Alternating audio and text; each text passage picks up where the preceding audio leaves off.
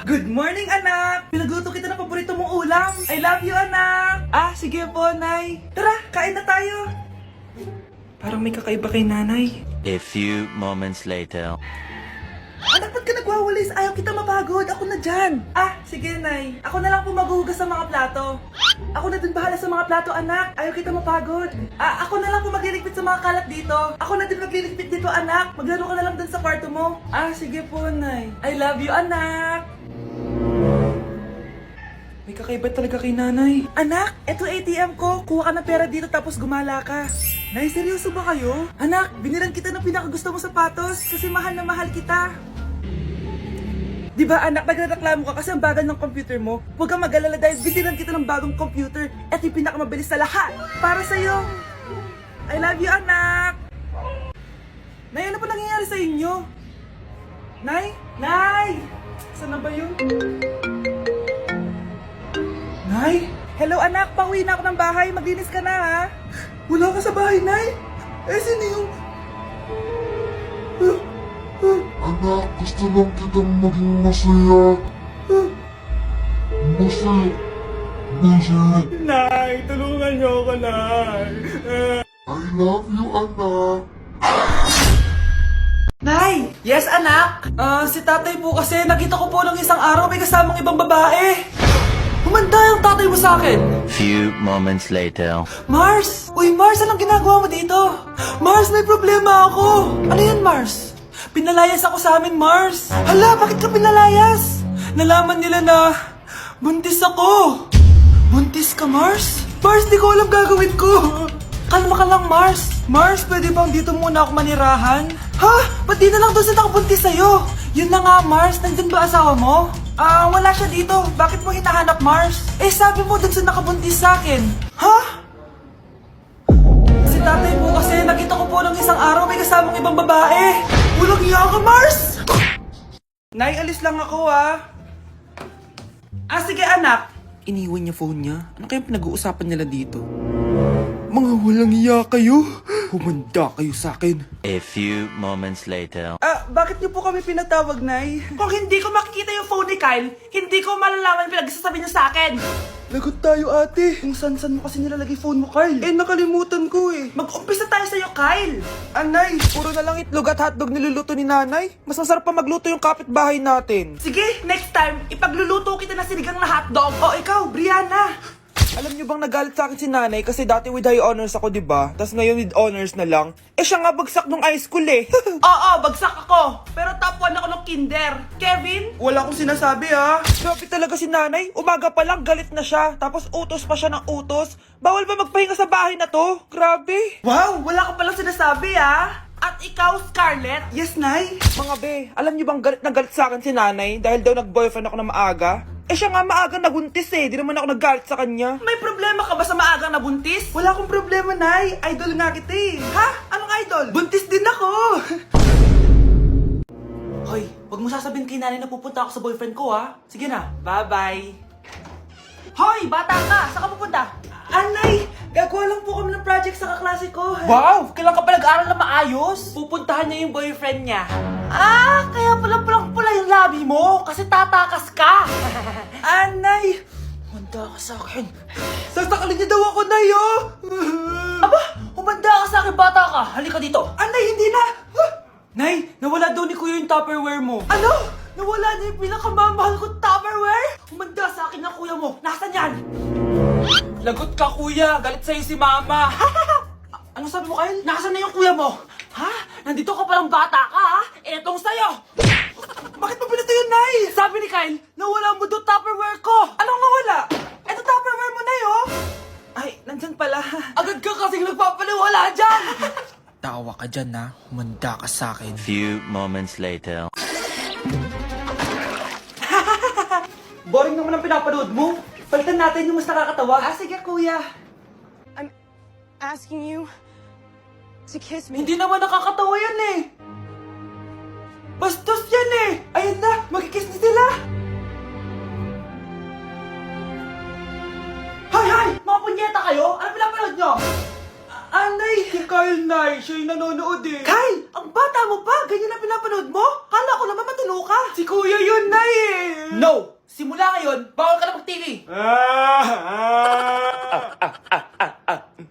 Unang tanong, magbigay ng bagay na nagsisimula sa letrang K. Okay, Samantha?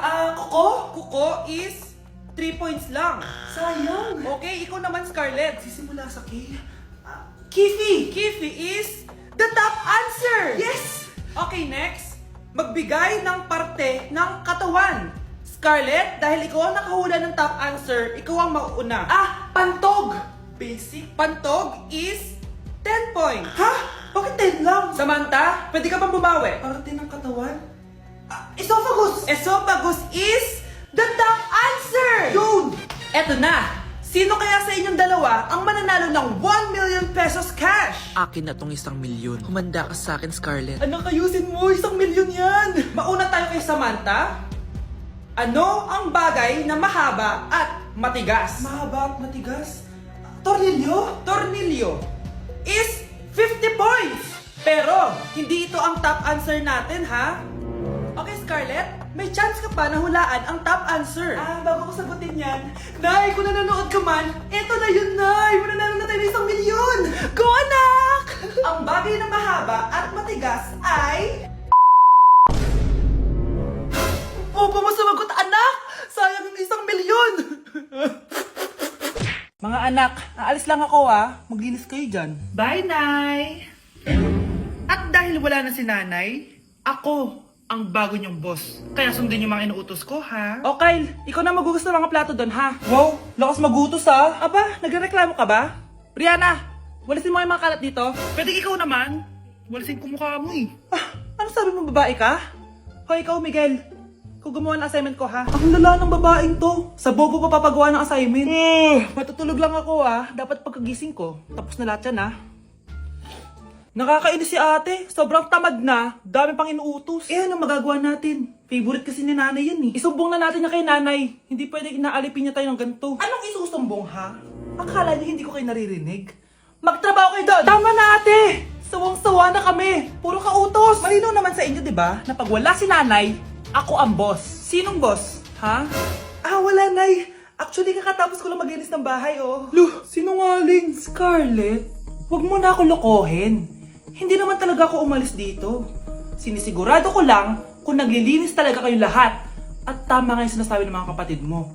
Na para kang boss umasta dito sa bahay. Anay. Mga anak, kayo na bahala sa ate nyo.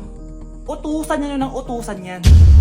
Ate, ikaw na magugas ng mga plato dun. Eto na. Pagkatapos mo dyan, ate, maglaba ka, ha? Oo, sige. Pagkatapos mo maglaba, gawin mo yung project ko, ha? Sige, boss. Lahat ng utos nyo gagawin ko. Ma'am, parang wala po ata sa lesson natin yung number 5. Ay, wala ba? O sige, bonus na lang yan. Thank you, ma'am. Ma'am, wala po ata sa lesson natin yung number 5. Oh, ano gagawin ko? Puro ko kasi daldalan, kaya di mo alam. No, favoritism si ma'am. May sinasabi ka? Ay, wala po. A few moments later. So, ganun lang siya kadali. Ma'am, pwede po ako pa-excuse? Sumasakit po yung puson ko, sige, punta na lang sa clinic. May gamot doon. Sige po, ma'am. Nagets niyo ba, class? Ma'am, excuse po. Sumasakit po yung puson ko. Ang arte mo naman. Konting sakit lang. Excuse agad. Kapag di maganda, wag na mag-inarte. Kala mo naman ang ganda ni ma'am. Hello po, ma'am. Sorry po, absent ako kahapon. Nagkalagnat po kasi ako, ganun ba? Sige, excuse na lang kita. Sige po, ma'am. Thank you po. Ma'am, excuse po. Nilagnat po kasi ako kahapon kaya di po ako nakapasok. Naku, tigilan mo ako, Walang isang araw na lagnat. Ang sabihin mo, tamad ka pumasok. Ikaw nga, palagi ka nga di pumapasok, Anong sabi mo? Totoo naman, ma'am. May favoritism ka. Susumbong kita sa principal. Maniniwala ba ang principal sa'yo? Wala ka namang ebidensya. Anak, mag-e-exam tayo mamaya, ha? Dapat mas mataas grades mo kay Scarlett. Oo naman, Nay. Mas magaling naman ako sa kanya. Anak ni Ma'am si Samantha. Ito yung mga sagot mamaya sa exam. I-perfect mo yan. Sige na, Nay. Baka may makakita pa sa atin. Humanda kayong dalawa sa principal. Tapos na yung maliligayang araw niyo. Mag-break na tayo! Anak, i-ready mo na lahat ng gamit natin, ha? Sige, Nay. Bring me kulay red na brief! Meron ako! May nanalo na! Brief na kasama ko yan, Be, di na ako, love. Okay lang yan, be. Shop ka pa, Love mo ba ako? Oo, be. Love ka namin. Bakit di mo ako love? Di mo alam dahil sa'yo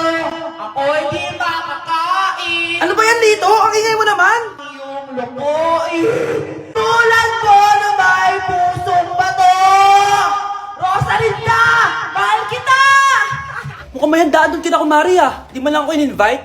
Balik ko nga yung plato niya. Ah, sige, kain lang kayo dyan. Uy, Mars, ito nga pala yung plato mo.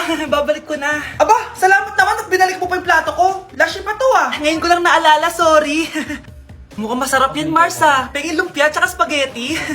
Baka gusto mo din ng fruit salad. Nakakaya naman sa'yo, no? Nay, may jowa na ako. Dito ka lang pala siya makikilala. Talaga? Pakilala mo naman sa akin. Eto siya, Nay. Hello po, tita. Magjojowa ka na nga lang. Pinsan mo pa? Ah, hindi pala tayo pwede. Magpinsan pala tayo. Nay, mag-face-to-face class na daw kami bukas. Ay, buti naman. Nabawasan yung mga tamad dito sa bahay. Kaso, Nay, buntis ako. Malapit na akong manganak. Ha?